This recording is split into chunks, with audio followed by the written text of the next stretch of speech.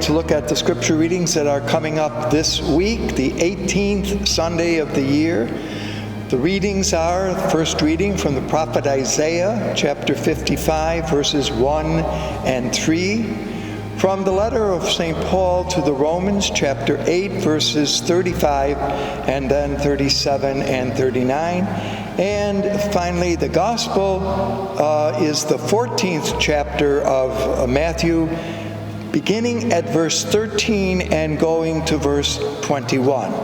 What I'm hoping to do as we listen and move each week through the Matthew's Gospel is really to put together the whole story of Matthew as best we can, realizing that for the Sunday readings, they do not necessarily always follow sequentially from the week before.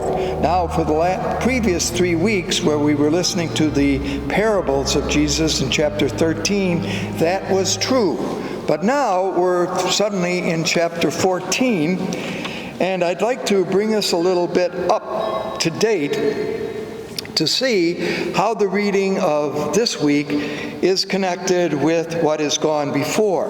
In fact, last time we concluded with chapter 13, but not all of the verses of chapter 13.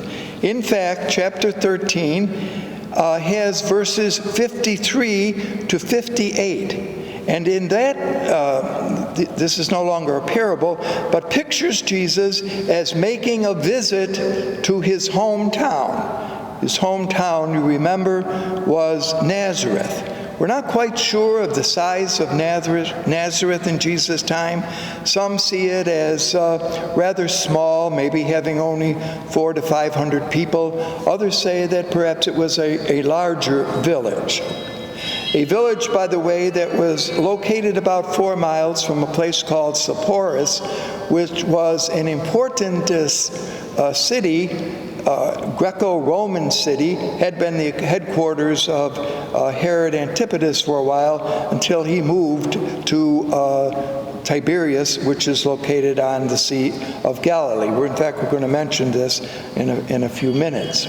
So when Jesus now, as Matthew sees it, comes to his hometown, he gathers together the community in the synagogue. Now, the synagogue is an interesting issue. The word synagogue means a gathering place, much like our word church means a gathering place or an assembly place. Were synagogues in Jesus' time necessarily buildings? We have evidence of synagogues in Israel that date from the 2nd century of the Common Time. All right, but were there synagogue buildings earlier than then? If there were, we have not yet discovered them. The closest example of that is a synagogue which was discovered at a place called Capernaum, one of the cities where Jesus was associated, to remember, with his teaching. But even that was not an existing synagogue in Jesus' time. So, were there actual buildings that could rightly have been called synagogues in Jesus' time? There might well have been, but if there were, we have no evidence of their remains. So that always archaeologists wish that they could find some remains to prove that something or another existed. Or was it the assembly of people? And that would be true. The people would gather on the Sabbath, kind of forming a community, most often outdoors. The weather wasn't pretty much like our summer weather much of the year, except the rainy season, and even then it was not all that difficult to gather outdoors. Anyway, Jesus is in the synagogue, and now he begins to teach. And the neighbors begin to look around and say, isn't this the craftsman, this Jesus? You know, don't we know his mother Mary? And don't we know his brothers, James, Joseph, Simon, and Judas? And don't his sisters live here with us? where does he come up with all this wisdom? Now you see, as we mentioned last time, wisdom was one of the characteristics that helped describe who Jesus is. Where did he go to school? He's a craftsman. He knows how to... Now, craftsman is more than simply a carpenter who works with wood, as you know. He would be today, I think we mentioned this before, kind of a handyman, a maintenance man. He knew how to fix a lot of things, and therefore was kind of an important figure in the life of a village or a community, some man who could do those kind of things. All right, we agree that Jesus was that, but where does he come up with this teaching bit? Now, it's how you read this. If you hear it on Sunday and you read it kind of gently, isn't this Jesus, the son of the carpenter?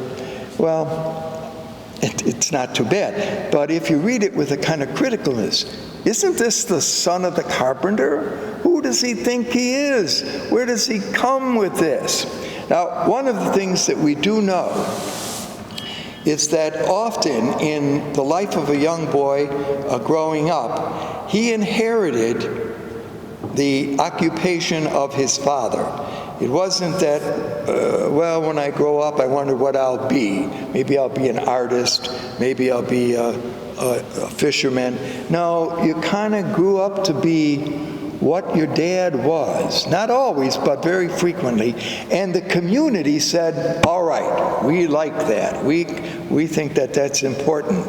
To be the son of a carpenter was important to the village. Now comes Jesus, who gives him the opportunity to be something different than what we had approved of. So the community a little bit is disturbed that it didn't okay Jesus' vocation. That may be one to look at. So they, and the gospel would say today, took offense at him. They did not like what he was doing. And Jesus is then pictured as saying, a prophet is not without honor except in his hometown and in his own household. So it's kind of, Jesus reacts in a kind of standoffish way. That's the way you feel about it. But you can feel that Jesus might have felt hurt that he was not accepted by even those who knew him. And as I say, depending on the size of the village, one would assume that most people had heard of Jesus, maybe not everyone. Now, one of the eternal questions that come up here, particularly in our Catholic tradition, is, wait a minute, what is this saying about Jesus having brothers and sisters? How do you explain this? Well, there are three possible explanations for this. One is that indeed they were children of Mary and Joseph. That was advocated by some early Christian thinkers, but there was a caution about that, okay? And after all, in another gospel, it's pictured that Mary gave birth to her firstborn child. Now, some would say firstborn does not exclude the fact that there would be a secondborn or a thirdborn. That's one explanation. A second was that Joseph had been married before, and that this was a second marriage, and he had been a widower, and had brought, therefore, children with him, and that explains how, therefore, they became stepchildren, stepbrothers rather, and sisters to Jesus. The third was the explanation that relatives in the first century were often including cousins. So a cousin could be considered a brother or sister of Jesus. That's a position advocated by the great scripture scholar Jerome in the 4th century. The only difficulty with Jerome's viewpoint, which tends to be the one that Roman Catholics use today when this question comes up, the only difficulty with that is looking for this tradition that Jerome speaks of, nobody can find it. It looks as if Jerome had kind of seeking what? What's the issue here? The issue here is the virginity of Mary. And by the time of Jerome, the question of the virginity of Mary was now pretty much an established fact in Christian belief. And so his explanation that it was cousins who were brothers and sisters did make sense. And I'm sure that you probably have heard sermons explaining this problem for those who read this section. Some of our Protestant or sisters and brothers of other religious communities are not all that concerned that Jesus might have had biological brothers and sisters. But for us, in our Catholic tradition, we have kind of accepted the position that Jerome advocates. To be honest with you, it's not clear in Matthew's Gospel that the tradition of the perpetual virginity of Mary is being taught. Now, I've said before, and I have to reiterate it here, we're trying to take Matthew's work on its own terms. A work that was produced somewhere in the 80s or 90s of the Common Era. The teaching about the perpetual virginity of Mary takes place in Christian tradition in the 2nd, 3rd, and 4th century. And in order to help that understanding become clearer, they do refer to the Gospel not only of Matthew, but also of Luke, to help us appreciate that quality of Mary. So it's one thing to say that Matthew's Gospel supports the position of the virginity of Mary, perpetual virginity of Mary. It's another thing to say that Matthew was teaching it. It's hard to really say for sure that that was Matthew's position, perhaps because he never really thought of it as any kind of necessary question to be addressed. What is addressed in the section now that I mentioned is that Jesus' Nazarene fellow citizens refuse to accept his message. And that hurt him. And Jesus is pictured as really kind of being hurt by it. Mark also in his gospel pictures the same thing as happening. And to some degree, the gospel writer Luke mentions also the fact that the hometown of Jesus rejects his teaching for different reasons in the other two gospels. But here, the accusation that Jesus is just not fulfilling the role that they feel God has called him to. Where does this wisdom come from? Chapter 14 now begins. And the 1st through the 12th verse of chapter 14 deal with the story of the death of John the Baptist. I remember earlier on in Matthew's Gospel, he had sent, while he was in prison, some disciples to ask Jesus, "Are you the Messiah that we are to expect, or should we look for another?" And you remember Jesus' response was, "Go tell John what you see and hear, that the blind see, the deaf hear," etc. And then had gone on to praise the Baptist as perhaps the greatest prophet, but that those who believed in him were the least of his brethren, were greater than the Baptist. Well, now Matthew includes the story of the death of the Baptist. Matthew presents this story, borrowing it from Mark's story. Mark, if you want, gives a much more colorful description of the demise of John the Baptist. Matthew, for his own reasons, kind of smooths off certain aspects of it. The man responsible ultimately for the death of for the death of John is Herod Antipas, who was one of the 3 sons of Herod the Great, and who, you remember, was the head of the Galilee where Jesus was teaching. The story goes, you remember, that Herod is entertaining others, usually people of some position in the kingdom, on the occasion of his birthday. And he is responsible. Now, I hesitate here to responsible a little bit because the story as it's presented in Matthew and Mark's version slightly is different than the version that is given by the Jewish historian Josephus. Josephus, as you remember, is one of the more remarkable writers of the first century. He was responsible for two works. One, a history of the Jewish-Roman War, and secondly, his second work was a history of the Jewish people. And in this second work, when he describes the story of the Jewish people, he describes the story of the death of John the Baptist. And in this gospel, in rather Josephus's work,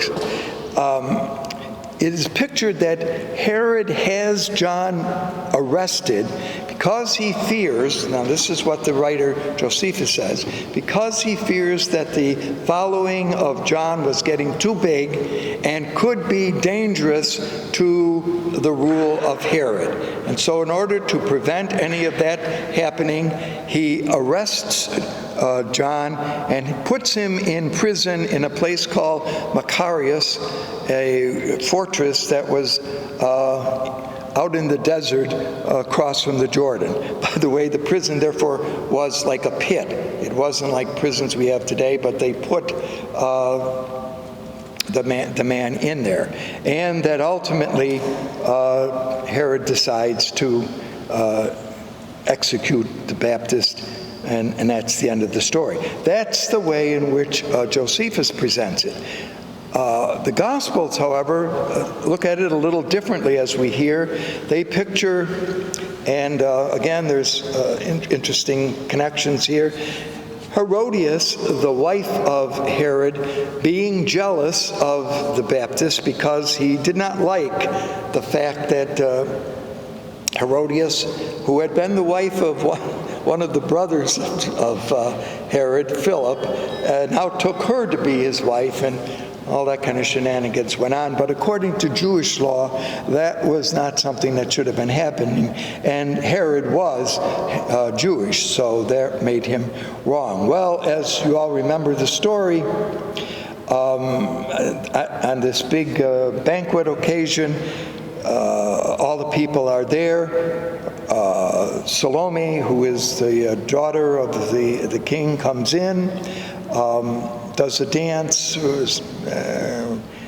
He then says, that is Herod, I'll give you anything you want, even to half my kingdom. She, of course, goes ask Mom what she wants, what she should get. Mom says, I'd like to have the head of John brought in on a platter, and that's what happens. So in this gospel, the death of Herod, the head of John, is attributed to Herod. Now there are some interesting connections here from the Old Testament. If you remember in the Old Testament, the bad woman of the Old Testament is a lady named Jezebel, and her husband is Achab. In this case, the New Testament Jezebel is Herodias, and her weak husband is Herod. You almost feel sorry for Herod. He's had a bit much to drink. He's made a kind of wild promise, and now, in order to save face, so he's pictured as carrying this out. So is this the new Jezebel? Some say Matthew likes to use Old Testament connections, and this is one way in which he does it. In the book of Esther, those of you who like this book, an important one in Jewish life, by the way, she throws a banquet, and there's a dancing girl, and there's a promise that is made by the king who comes to Esther's banquet that whatever she wants, he will give. Well, there's a little different follow through on that. But my point might be is notice the connections that Matthew is making with the tradition. Jesus is the new prophet, the new wisdom, the new Moses. Now, what do these two stories have in connect together? What two stories? The story of the rejection at Nazareth, and now the rejection on the part of Herod of John, who has been the precursor of Jesus. So in a certain way, Matthew is suggesting the hometown is rejecting Jesus' teaching. The authority, that is Herod, is rejecting Jesus. So there's a certain sense, and you remember that what happens is after John is beheaded, his disciples come and bury him. The disciples have to take care of the deceased John. This is sometimes known as a premonition story.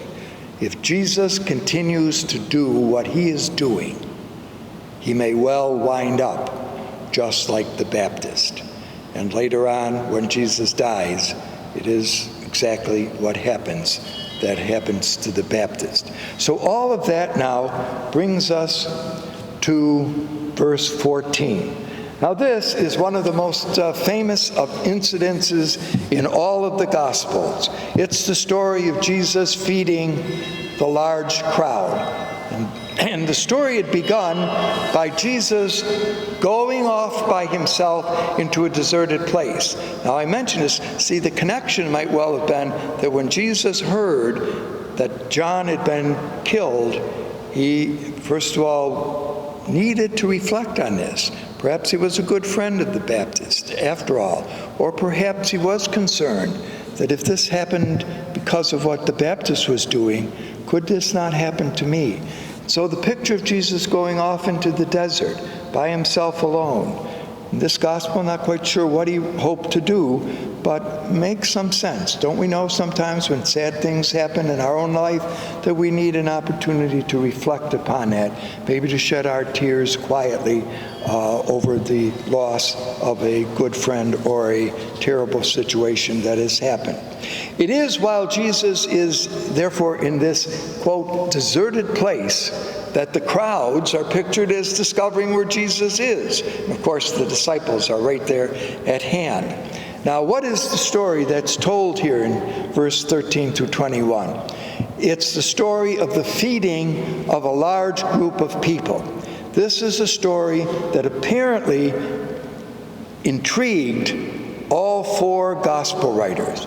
In fact, Matthew tells this story here in chapter 14, verse 13, and we'll tell it again in chapter 15, in verse 32.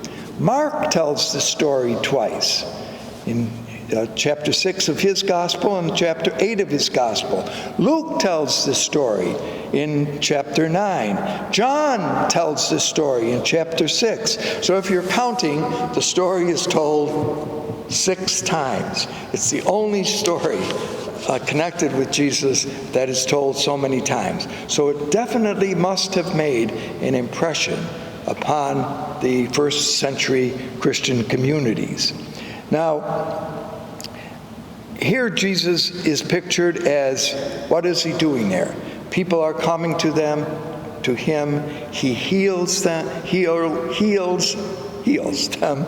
He kind of comforts the sick, and he teaches. As the story unfolds, it's now, he's been talking for a long time, and perhaps he notices, or the disciples look around and say, you know, Jesus, it's getting to be on supper time, and all these people are going to kind of be hungry. Why don't you tell them to head home? Maybe they can head to the local villages or towns around here, see if they can't get some food there, or just go back to their own homes and eat. Jesus then says to the disciples, why don't you feed them?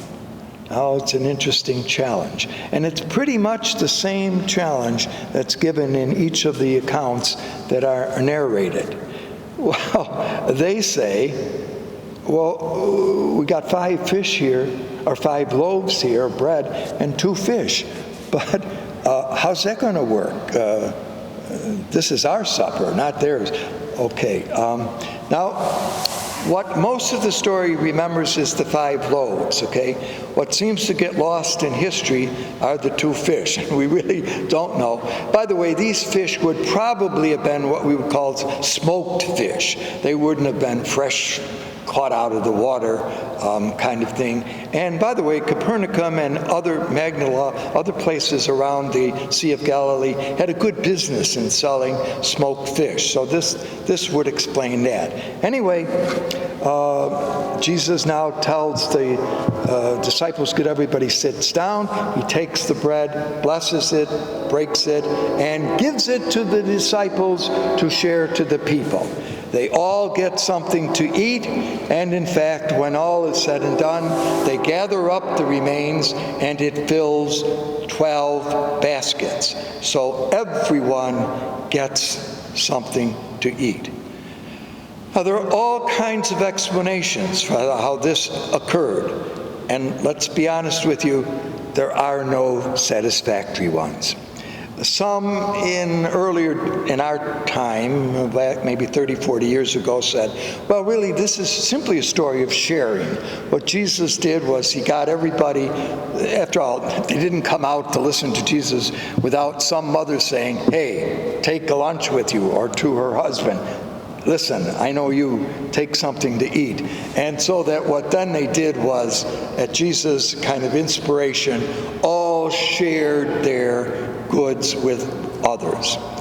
Nice attempt, and that is one that is sometimes still pervaded today by some interpreters. The honest answer to that is we don't know. The story, of course, has overtones of the Eucharist, and certainly you can see this. Jesus takes bread, blesses it, breaks it, and gives it to be shared. And this does seem to be one of the ongoing purposes of this story account, both here in Matthew and in the other places where it does appear. So the Last Supper is evident in all, 5 of the synoptic versions. It's a little different in the John Gospel. And what's important here is, who rejected Jesus in Nazareth? Who got fed at Herod's table? Oh, only the rich, only the scheming, only the royal court. And there was a certain pride and arrogance on the part of Herod. Here is Jesus' banquet. So there's a counterbalance here between Herod's banquet and Jesus' banquet. Here where healing and trust are shared, in this deserted place. Deserted. Now, another word for way to say desert is desert. And here again is the old biblical notion that it was in the desert that God had fed the people of Israel with the manna. But here, in this wilderness, where everyone gets enough to eat, and not only does they get enough to eat, but there is even leftovers. It's a new meal. It's a new time. It's a new era. This teacher of wisdom reminds us that no one should go hungry. And in this story, no one does. And of course, that's the importance of gathering together the leftovers. So much was left over, which would indicate that everyone had enough to eat. There's a little, and I don't know if I can quickly do this, there's a little connection here to the Romans. The Roman Emperor Nero, whom we mentioned before, had a picture of himself on the coin. But on the reverse side of the coin was a picture of Ceres, C-E-R-E-S, who was the goddess of agriculture. And inscripted on the coin was the annual harvest of the emperor. And so the coin suggested that Nero was the feeder of people. Well, that's an interesting connection here, isn't it? Did he provide food for all the people of the empire? Hardly. But Jesus here, if you want, flips the coin. And the picture on the coin is none other than the gratuitousness and graciousness of God. So this is a wonderful story, and it always ends with the Eucharist, for it is here that the graciousness of Jesus in breaking the bread is given to each and every one of us. The number, by the way, is 5,000 men, as Matthew recalls it, 5,000 men excluding women and children. Now just think, could you even have that number of people all together in one place? That's probably more people than lived in the whole of the Galilee. So again, at the same time that this is a wonderful story, it has kind of parabolic aspects to it. Remember I said a parable likes to exaggerate enough to get your attention. Does this story get our attention? Yes. Did it get an attention of the early Christian church? Obviously. And should the graciousness and goodness of Jesus, the bread of life, get our attention in our day? Obviously. Have a good day. Have a good week. Thank you for being with us.